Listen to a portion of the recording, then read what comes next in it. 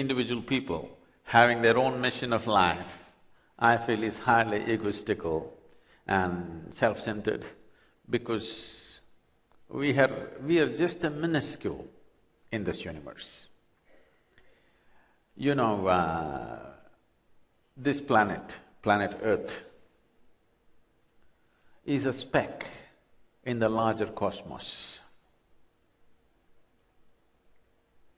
The solar system itself is a small speck. Tomorrow morning if it evaporates, nobody will miss it in this universe, that's how large it is. In that larger speck of solar system, planet Earth is a microspeck. In that microspeck, we are sitting here in Doha, it's a super microspeck.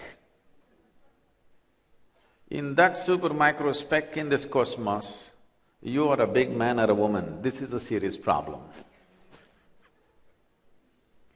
We have no perspective as to who we are in this existence. We are too full of ourselves, so we have missions and ideologies and all philosophies and all kinds of things. We are too small to make any conclusions about the cosmos. We're too microscopic. I'm sure you don't have a microscope powerful enough in contrast with the cosmos to see who a human being is. It's too very small. But the beauty of being human is, we cannot grab everything in the universe, but if we are willing, we can perceive everything in the universe. It's only what we perceive we know, rest is all imagination. Maybe locally make some sense in every society, whatever conclusions a few people have made, because all of them agree to those conclusions, looks like it makes sense, but in the larger perspective of life, it makes no sense.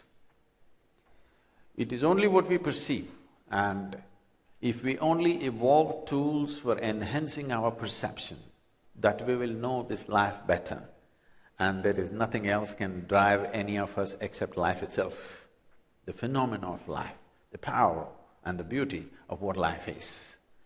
It's not for you and me to make individual traits of it, it's for us to experience it and express it and reflect it in every possible way. Sadhguru, in this mad race for economic development, are we missing something?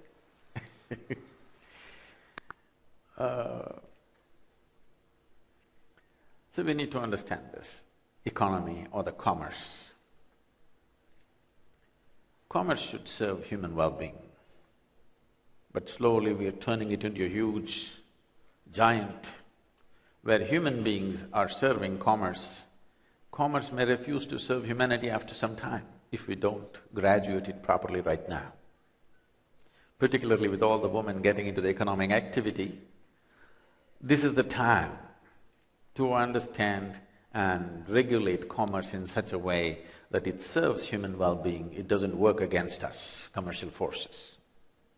Why I'm saying this is, I'm constantly moving around with policymakers and business leaders. Their short-sightedness of their vision scares me sometimes, because right now, we have created an economic module where if we succeed, we will fail. When I say this, in the year 2008, when the economic recession was just setting in, I was at the World Economic Forum and they asked me to handle a session. This session was titled Recession and Depression. Because all the economic leaders, most of them, almost all of them are billionaires in their own right, but they were all carrying long faces, depressed, because in the last 3 months they had lost a few billions. It's all on paper, of course. Nothing is lost from this planet, everything is here only. Nothing evaporated and went away. In the paper value of things, something was up, something was down, and there was a huge depression in the mood of the economic leaders. So I said, recession is bad enough, you don't need depression on top of it. But anyway, the way we have structured the economic engine today, the way it is driving, if we fail, we will be depressed. If we succeed, we will be damned. So it's better we fail, or we re-engineer the whole economic process on this planet. Today, in many ways, I'm… without any prejudice to anybody, I'm saying this. Every nation and every society in the world, knowingly or unknowingly, are aspiring for a life. Economically successful life means to live like an average American. The Living Earth statistics says that if 7 billion people on the planet start living like an average American person, you will need four and a half planets to service this economy. But we only have half a planet. I want you to know, half is gone. We only have half a planet, but we are driving towards using 4.5 planets, which we don't have. The other planet we can use is some light years away. So, our economic module has to re-engineer itself. There's a very prominent proverbial story in India about a man sitting on the wrong side of the branch and cutting it. If he succeeds, he will fail. That is the kind of module we have set up. Our idea of success is being one step ahead of somebody else who had already made a mistake. So, I think particularly women entering business areas, a complete rethinking about what is success, what is well-being, what is good life, has to be recrafted, otherwise we're heading for destruction. I'm sorry to sound like this. Isn't it so?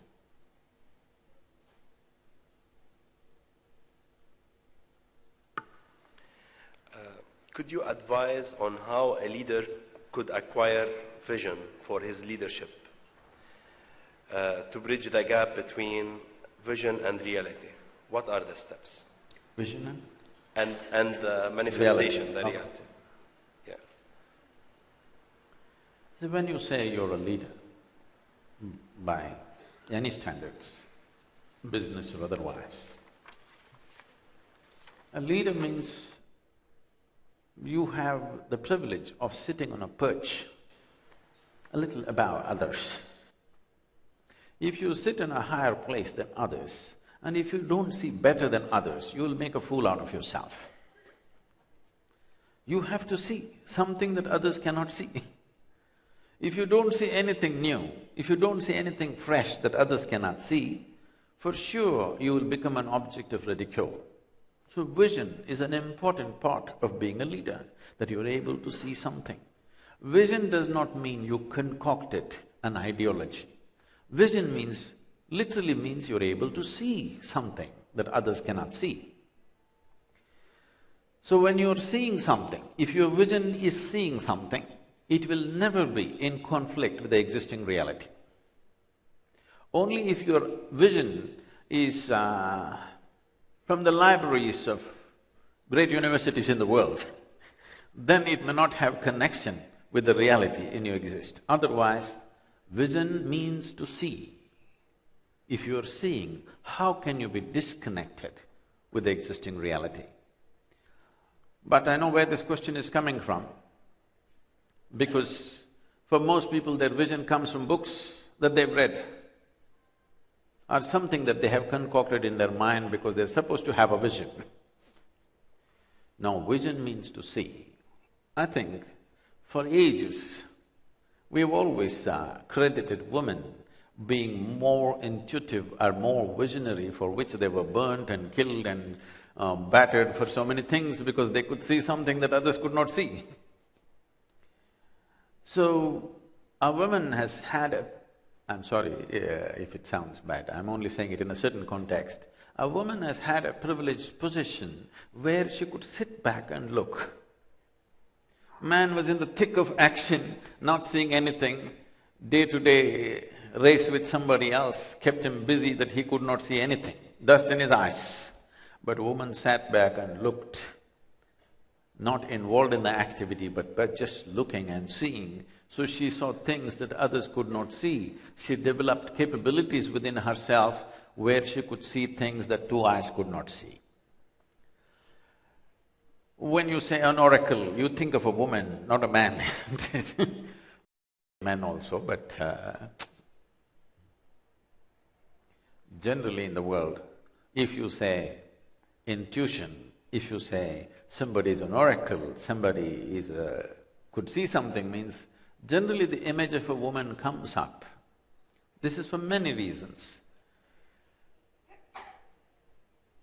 Are you interested in other reasons or just in social and business reasons? Hello? It's a question. Other reasons, okay. This will need a little rejigging of your logic because this is of a different nature, what I'm going to speak now. In the making of the human being, who we are right now, the form that we have taken, is a product of the solar system in which we exist. In many ways, the solar system is functioning like a potter's wheel to bring this up. There are beautiful examples or analogies for this. The Adi Yogi, the first yogi, over 15,000 years ago, when his disciples asked him, "Can't we evolve further?" He talked about evolution. He talked about evolution 15,000 years ago, not 150 years ago after Charles Darwin came. He said, first the life upon this planet happened as fish, then it became a turtle, then it became a wild boar, then it became half man, half animal, then it became a dwarfed man, then a full-fledged man but volatile in his emotions, then a peaceful man, a loving man, a meditative man. The next one is supposed to be a mystical one. So when he spoke about this, people around him naturally asked, "So can't we evolve further right now?" So he said, unless there are drastic changes in the solar system and the way it functions, you cannot physically evolve further, but you can evolve in your consciousness if you're willing. It's uncanny that in recent times, somebody was introducing themselves to me as a neuroscientist here. I don't know what it is. Okay. Neurologically, a lot of research has gone into this in the last 6 to 8 years, and the same question has come up. Can't we have a bigger brain than what you have right now? How many times you thought the men around you, couldn't they have a little bigger brain? To anybody around you, this question comes up.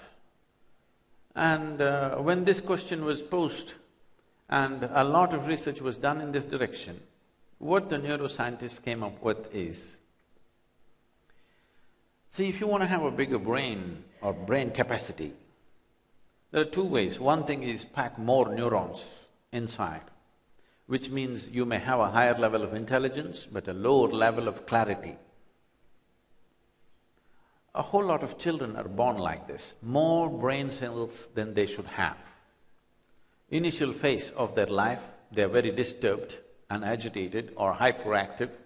Today they all get named as sick by the doctors. They give them some names. If you just leave them in nature, let them play, do a lot of physical activity, the body will adjust itself. But before that, they're already given a title as to what they are, ADH or this one or that one, and they're medicated for this, which is a completely different approach, unfortunate approach, that every child is labeled before he finds his feet. Or another way of increasing the brain capacity is to increase the size of the neuron. If you increase the size of the neuron, right now as you sit here in a restful state, 20% of your calories are burnt by your brain. Those of you who've been thinking about calories, you just have to think a little more. 20% of your energy is right now being consumed by your brain. It's such a small part compared to the rest of the body, but it is consuming 20% of the energy. It's a very high energy consuming part of your body. If you increase the size of the neuron, this physical body will not be capable of delivering the necessary energy that the brain will demand. So they said you cannot increase the brain capacity, but you can use it better. It's uncanny, after 15,000 years we say the same thing. And this is not because of neurological principles, this is because of physical laws in the universe. Physical laws are determined on this planet because of the structure of the solar system, or what they're saying once again is, unless something about the solar system changes, you cannot change the structure of your brain or structure of your body. So in that sense, the solar system has a serious role to play. At what speed it is spinning, how it is doing things, has a serious role to play in the way your body has shaped up, in the way your intelligence has shaped up, in the way the human being has evolved over a period of time. Considering this, there are three very important factors. There are 9 important factors, we'll not go into that. The 3 most important factors are the planet, the sun and the moon. It is only because our mothers' bodies were in sync with the cycles of the moon, we're even born, otherwise we wouldn't be born. Similarly, the cycles of the sun, which happens once in 12.25 years, have similar impact on us, but that is not noticed by most people because it's 12.25 year span. So the cycles of the sun and the cycles of the moon have a serious impact. The cycles of the moon have a larger impact on the feminine of the nature. I'm not talking about male and female, I'm talking about masculine and feminine as 2 different qualities in nature. When I talk about this as masculine and feminine, not as male and female is just a byproduct of the masculine and the feminine nature which exists in nature. In the yogic system, you will see always a full-grown yogi means he is depicted as half man, his right-hand side is man, the left-hand side is a female body. He is always depicted like this. A full-grown yogi means both the masculine and feminine in him has grown to its fullest extent. The logical and the intuitive, the masculine and the feminine, the ability to conquer and the ability to embrace, both of them have grown within him to its fullest capability. So, when we talk about the nature of human development on the planet, we have been at a stage where survival has been an issue for a long time. In our perspective, it's a long time, but in the life of the planet, a few thousand years is not a long time.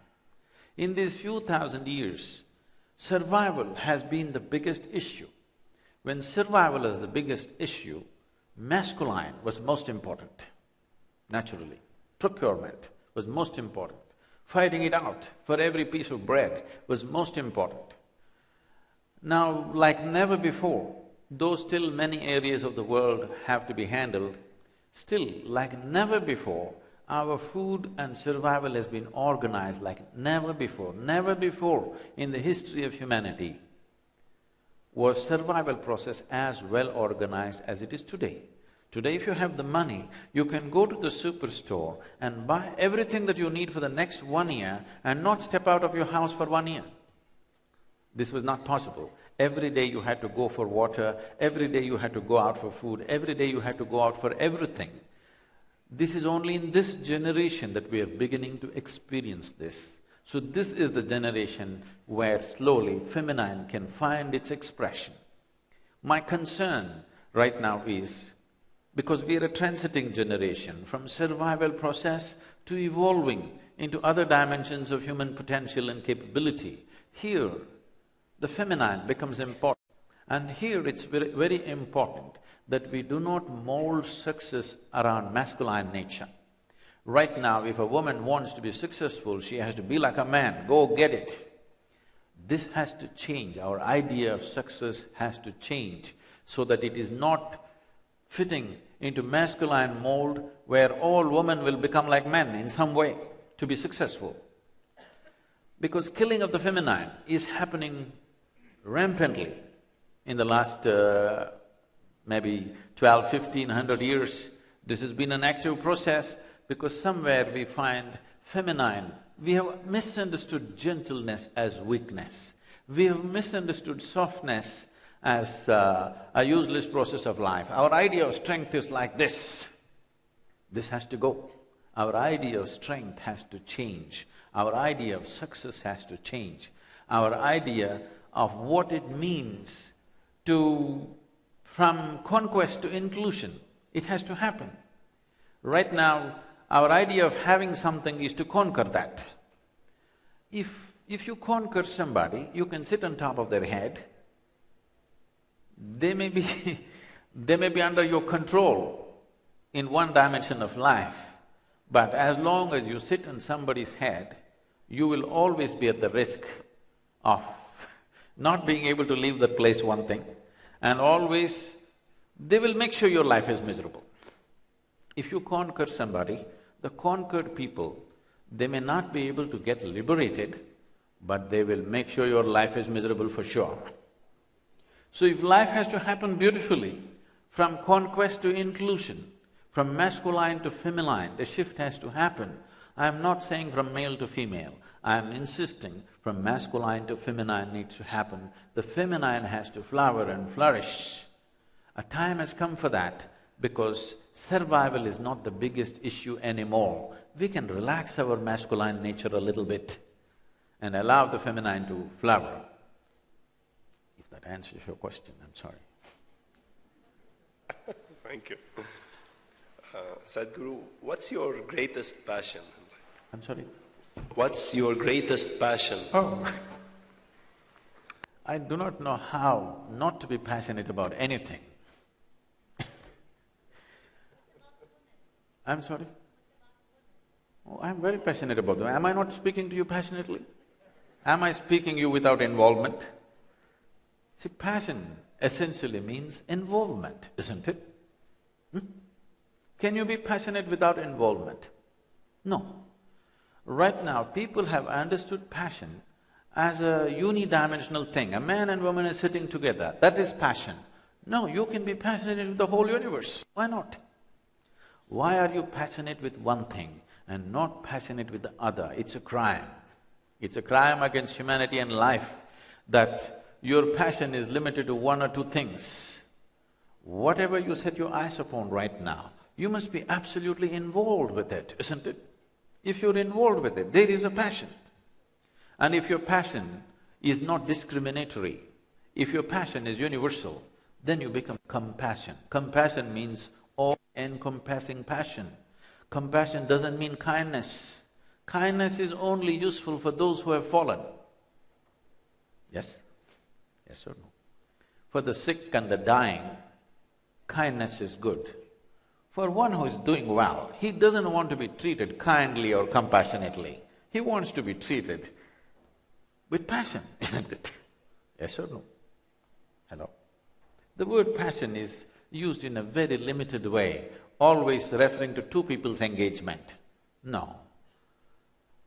How can you not be passionate about anything that you're in touch with? I'm talking in terms of the very air you breathe, the earth that you walk upon, and everything else that is in touch with you right now. If you're not passionate, it essentially means you don't care a damn for what's around you, isn't it? No. If I'm not passionate with you, what it means is I don't care a damn for you. I've come here to deliver something. No, I'm not coming here to deliver anything. I'm here because I'm passionate about every piece of life. Because you mentioned women. Can I tell you a bit of a story? Is it okay? Hello?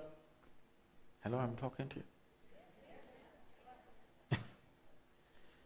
I had a great-grandmother who lived up to 113, 113 years of age. People, those days, people said, she's a devil of a woman. Because if she laughed, the whole street shook. In those days, a woman was not supposed to laugh loudly. I don't know how they managed to live with women who could not laugh. It must have been torturous. So she laughed in such a way that the whole street shook when she laughed. So people said she laughs like a devil. I was just 4 or 5 years of age. I thought, if the devil is the one who laughs, somehow he seems to be more attractive to me. And she was more attractive to me than anybody around because she laughed in such a way. I saw her in all kinds of states. She would be laughing and crying at the same time, singing and dancing and laughing and crying. She was over 100 at that time. When I saw her, she had crossed 100 mark. And I've seen these things happening. In the morning, people give her a breakfast. When she was 68 years of age, after she buried her husband and many of her children and a few grandchildren, because she got married at 14, by 68 she had seen everybody coming and going. So she left the family, built a small place for herself with her own hands and lived there. When we went there for vacations to our ancestral home, she would always come to see the children. And when somebody gave her breakfast, she would just first take the breakfast to the ants, to the birds, to the squirrels, and she would watch them eating. And there were people who were self-appointed advisors who said, "You old woman, you don't eat anything, you will die one day." All these advisors died, but she continued to live. I've seen her many times. She would just watch the ants eating the food and tears would be flowing. I thought she's just emotional about these ants. And when people said, "Why don't you eat?" she would say, "I'm full." I thought, this is some stupid emotion. It took me 25 years to experientially come to the same place where how you could be nurtured by things around you. It is not just the food that you eat which does things to you, it is the level of involvement and contact that you have with life which does things to you. You could be well-nourished without eating anything for quite substantial amounts of time. She was a living example of that. So that's the first woman who made a big impression on me. And my mother, I think in many ways, she played a very significant role. I didn't handle it that way at that time. I remember as children, if we traveled somewhere, my mother did everything in the house. Okay, she never involved herself in any economic activity as it is today, but for the 4 of the siblings that we had, she did everything in the house. She stitched, she embroidered, she cooked and she worked. She was definitely the most valued person in the home, not because she brought money home, simply because she was home. Very easily I can imagine my life without my father. I can never imagine my life without her. So when we traveled, she would look at the pillowcases and empty pillowcases, white sheets. She would say, "How can children sleep on empty pillowcases?" And right there she would pull out her sewing needle and thread and she would make one tiny little flower or a green parrot on the pillowcase. I remember any number of nights when I'm lying down, that little green parrot sank so deep into my consciousness that somebody was always there placing someone else's life as a more important thing than her own life. I think that's the bedrock of my life today. I don't stitch green parrots, but I do similar things to people all the time. And then my wife, she was like my shadow. And now many women around me, my daughter and many others, over 70% of important positions in Isha Foundation are held by women, not because they're women. I don't choose people by gender. I just go by their competence. What I see is if you provide a safe enough and a respectful enough space, a woman's creativity flowers wonderfully. A lot of her time is gone in life just trying to look right, sit right, stand right. All her intelligence and her effort and her energy is gone in the world because she's always seen as a showpiece. She's always trying to sit right, dress right, look right. A whole lot of energy and time is gone in this. If you take away this, if you just provide them a respectful and a safe place, I find they're doing wonderfully well. As I said, 70% of important positions in the foundation are held by the women, not because of their gender, simply because of their competence. And here I am with you today.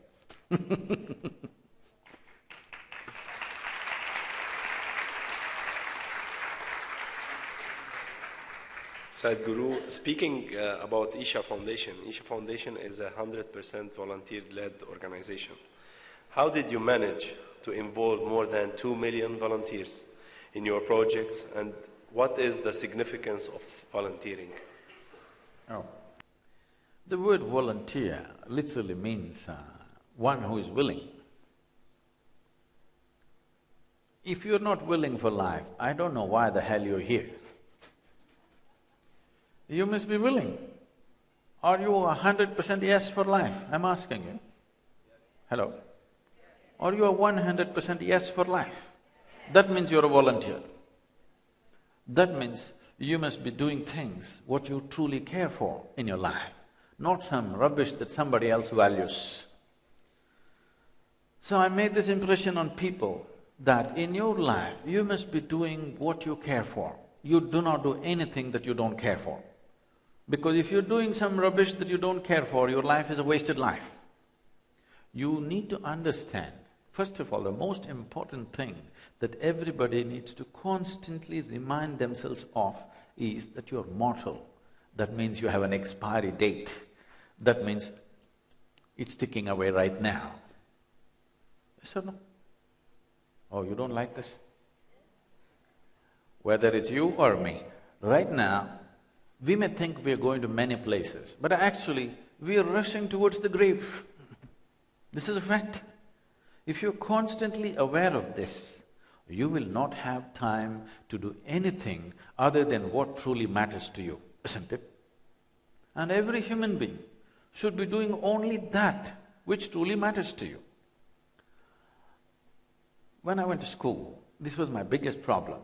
My problem is, the teachers are talking about something that doesn't mean a damn thing to them, and I don't want to listen to them. I'm not willing to listen to anybody if they're speaking about something. It doesn't matter how great the subject is. If it doesn't mean anything to them, I don't see why I should listen to it. It doesn't matter how simple a matter it is. If it means something to you, I'm willing to listen to it. Because if it doesn't mean anything to you, why are you even uttering it, first of all? This is always my question. So I went to school in a very strange condition. I must say something about this.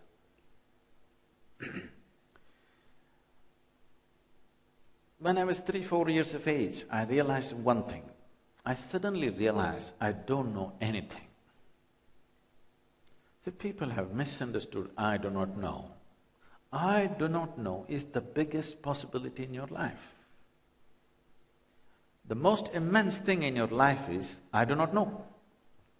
If you see I do not know, the longing to know is inevitable. The seeking to know will follow, knowing will naturally happen out of this. So when I was about 4, I suddenly realized I don't know anything. If somebody gives me a glass of water, I would not know what water is. I would simply be staring at water 3-4 hours at a stretch. Well, I knew that if I drink this water, it'll quench my thirst and different ways of using it. But even today, you do not know what water is, isn't it? It's the only thing present on this planet in all the 3 states. 2/3 of the planet is water, 2/3 of your body is water. If we want to look for life, we'll look for a drop of water. But do we really know what it is? We know how to use everything. We do not know what it is.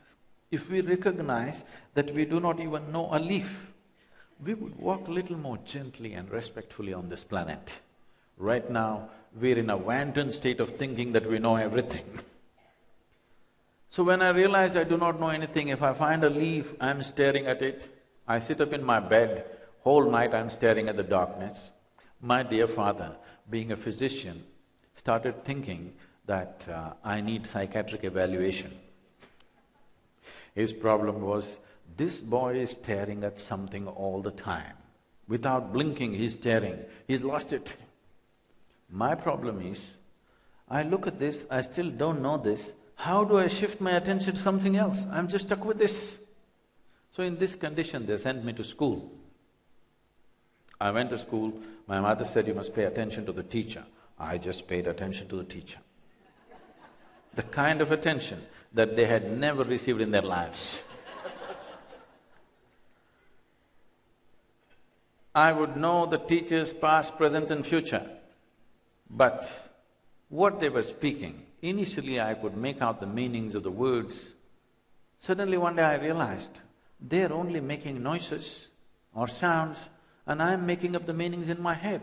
See, even now, if you do not understand English, I'm only making sounds, isn't it? Language is a conspiracy between two people. If I make this sound, you make up that meaning. If I make another sound, you make up another meaning. Suppose I start speaking in some other language, an Indian language that you do not understand, as far as you're concerned, it'll be just sounds, isn't it? So when I realized they're only making sounds, I'm making up the meanings, I stopped making the meanings. And suddenly it became such fun. See, this is a problem. The moment you don't understand something, most human beings do not pay attention. This is something we have to correct. What we do not understand needs more of our attention than what we think we understand, isn't it? If you pay absolute attention, you must do this. You turn on a Chinese channel today on the television, simply sit there with absolute attention. You will see after some time, it'll become so amusing, the whole human activity. So a big smile spread on my face, but the teachers were not amused at all with this. My education went like this. I remember when I was in my, in my school, every month, I don't know if you have such a system in Qatar, monthly report cards, your parents have to sign. So when this day comes, I saw some children strutting around because they are first or second, some children crying, they're afraid to go home, like this. Never once did I ever open this report card. The teachers gave it to me, I took it and gave it to my father. I thought this is a transaction between my teacher and my father. I had nothing to do with it. Because I consistently had 6 zeros in every report card. I gave an empty paper every time. If they insisted, I wrote my name, otherwise just an empty paper. So my education went like this, somehow past the final exams, always went on. 5 years ago or 6 years ago, the school where I studied over 40 years ago, they came to invite me to their 125th anniversary. The trustees of the school came to invite me and I said, see, please, why me? I was not just a not good student, I was not even a student. Why are you inviting me? They said, no, our school has produced federal ministers, our school has produced cricketing stars, film stars, all kinds of people. You're the only mystic, you have to come. So I went. I went and stood up in the quadrangle to speak, same oppressive buildings, and I suddenly looked at this classroom and I remembered, I was 12 years of age. One afternoon, as usual, I'm paying absolute attention to the teacher. I can't hear a word that he says, but I know everything about him. So that afternoon, he's trying to get a response from me. After 35–40 minutes of serious attempts to get a response from me, where those are days I wouldn't utter a word for 3 to 4 days at a stretch, because when you don't know anything, what do you say? I simply stare at everything. So he came and shook me violently like this, and he said, you must either be the divine or the devil. I think you're the latter. I was not abused by this or insulted by this. Till that moment, my problem was, I don't know what is this, what is that, what is that, what is that. Everything created attention for me. I knew one thing, this is me. Suddenly this man confused me about this also. Then I started looking, what the hell is this? I couldn't make out, so I closed my eyes, initially for minutes, hours, days. One day I sat down with my eyes closed. I thought it was 25–30 minutes, and when I opened my eyes, there was a crowd of people.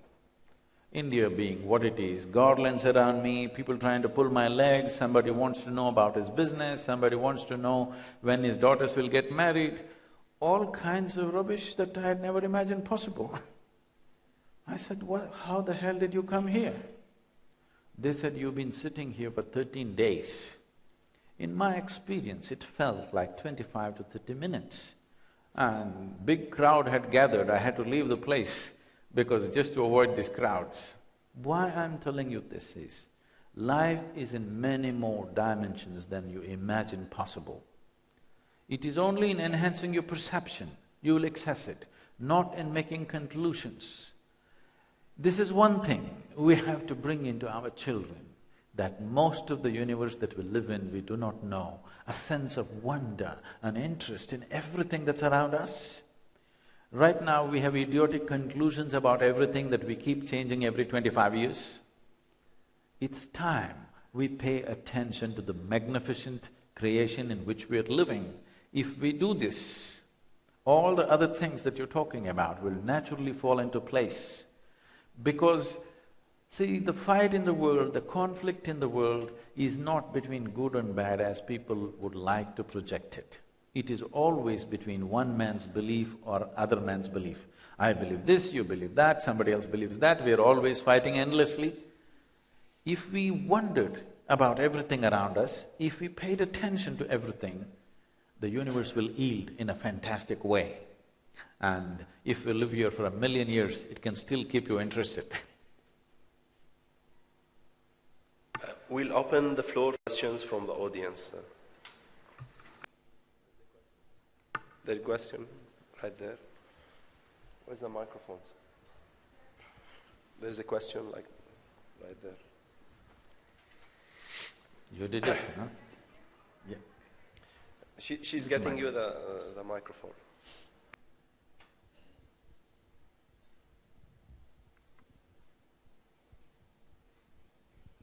Hello. Okay, my name is Hala. I have a dream. It makes my heart sing. And I forgot about it for 6 years. Sing or sink? Sing. Sing, okay. And I forgot about it for 6 years, and 2 years back, I woke up thinking that I want to accomplish. I made like a minor achievement, maybe it's a major to others, but I still have difficulties in achieving my dreams, and some look at me as if I'm insane or like I'm a big dreamer or whatever. So my question for you, what signs like maybe life gives you to believe more in your dream as if you are on the right track and you're gonna accomplish it? Thank you. My blessing is, may your dreams not come true. I'll tell you why. See, if your dreams are big enough, it will never get completed in one lifetime. Only if you have petty dreams, you can fulfill it in a few years. If you have a truly large dream, you know you will only take one step in your lifetime and somebody else will further it tomorrow. It will go on. So may you have such dreams that they will never be fulfilled. But your life is beautiful because you're working for a dream, not because it will happen. It is just that if you can take a single step in a lifetime, that's a great thing. If your dream is large enough, so make your dream large enough so that your dreams are not fulfilled in this lifetime. Oh, will that make you miserable? That's the whole thing. This is the whole thing that we have not established. Right now, for most human beings, the song in their heart will die if some situation around them does not work out the way they think it should happen. You see any number of frustrated, depressed, beaten human beings simply because their inner experience is determined by what's happening around them. In the very nature of things, life is made in such a way that the outside will never happen 100% the way you want it. Even if you're just two people in the family, it still doesn't happen the way you want it, isn't it? If it's happening 51% your way, you have the controlling stake. 100%, it never happens. Is it a fact for everybody's life? And it should be that way. Because if everything happens your way in this world, where do I go? Where does everybody else go? Something happens my way, something happens your way, something happens somebody else's way, it's fine. The world need not happen 100% your way, it should not happen your way. But at least you as a person should happen 100% the way you want yourself to be, isn't it?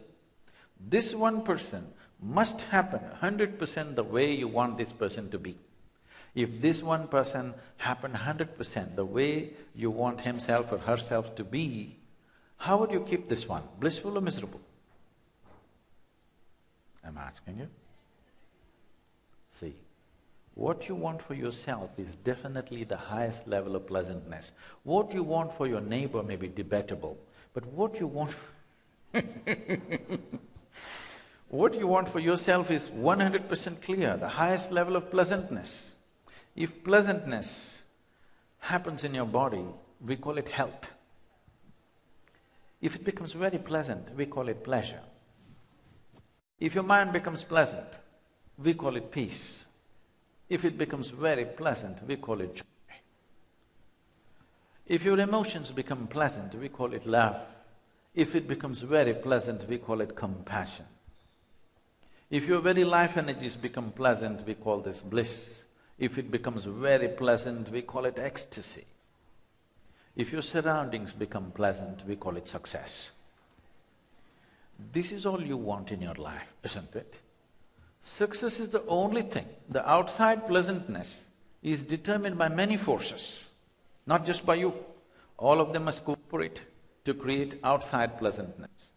But to create inner pleasantness, you don't need anybody's cooperation, just you, isn't it? This one thing, if you make it happen, then you would not naturally enlarge your dream in such a way, it cannot be fulfilled in one lifetime. The fear of suffering is what is making people dream small, think small, work small, because I dream big and if it doesn't happen, what will happen to me? I will become miserable. If you have an assurance, whatever happens, this is how I will be, you would dream really big, isn't it? I must tell you a small example. They were on the video showing the project Green Hands. In the year 1998, some experts from United Nations came to southern India and they made a prediction, by 2025, 60% of southern India will be a desert. Maybe you don't mind that living in Doha, but when they said a desert is a bad word in southern India. A desert means a horrible place. A desert means life cannot sustain itself. So when they said desert, I wanted to look at this because South India has a history of 12,000 years of agriculture. People have been tilling the same land for 12,000 years. And in one generation, we're going to turn it into a desert. I didn't like the idea. I wanted to see and I traveled around just to see if it's true. And then I found it won't go till 2025, it may happen much sooner than that. I tried to look at what is the… I'm not some kind of an environmental expert or something. I just saw what is the big problem. Why is it going to become a desert?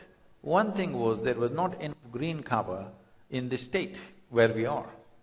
The national aspiration is 33% green cover, and Tamil Nadu had only 16.5% green cover. So I made a simple barefoot calculation. If we plant 114 million trees, in 8 to 10 years, in 15 to 20 years, we will have 33% green cover. So I called a bunch of volunteers and told them, let's plant 114 million trees. Their eyeballs rolled. I said, Sadhguru, do you know what is 114 million? 114 million trees, how are we going to plant? Then I asked them, what is the population of the state? They said 62 million. I said, if all of us plant one tree today, take care of it for 2 years and plant one more, you got the number. Even a beggar on the street can plant one, isn't it? All of us are using it. Why is it that all of us are not participating in making it happen? So we went about, first 6 years I spent planting trees in people's minds, which is the hardest terrain to plant, believe me. And once this successfully happened, today we have planted over 17 million trees. It's a failure because it's not 114. 17 million trees in 9 years we planted. The green cover in Tamil Nadu, it's the only place in whole of Asia where the green cover is going up, it's gone up by 7.2% in a matter of 9 years. And above all, people have now taken it up everywhere. It's become a huge movement. We did not give up our lives to make this happen. This is just one small thing that I invested a certain amount of time. Little thing I did with people, I made the farmers and the village people assemble in one place, made them sit under a tree and close their eyes and told them, see, what you exhale, the tree is inhaling, what the you are inhaling. This is a relationship that you can't do without. You just have to take care of this, and that's it. They all got fired up. But this is a failed dream, because 114 million trees, where is 17 million, where is 114 million? I'm telling you, if you have a really big dream, it'll always be a failure, and that's wonderful.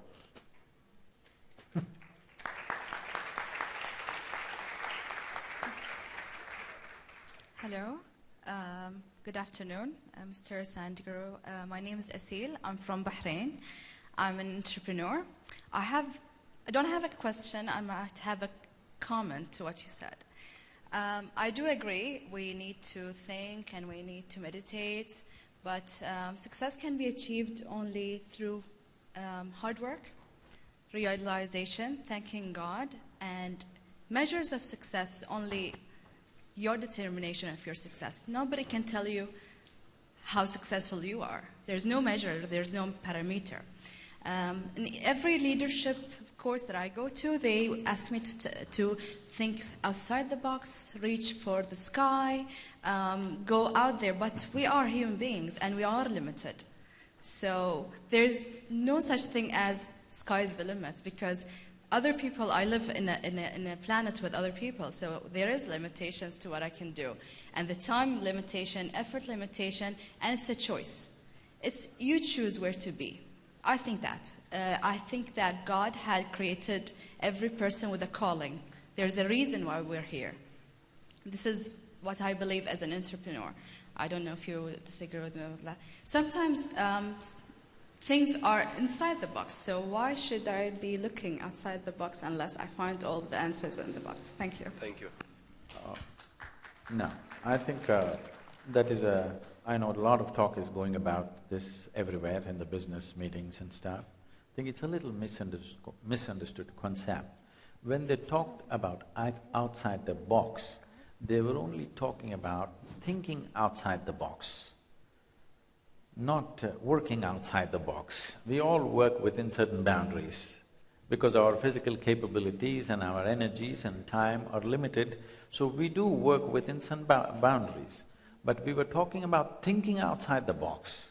Thinking outside the box as a term became popular because people were thinking in traditional ways within the limitations of their social and other exposure. Thinking outside the box is only talking about being exposed to a larger world than being a small community of people. So, it does not mean that you go do business in the sky, okay, unless you're Qatar Airways.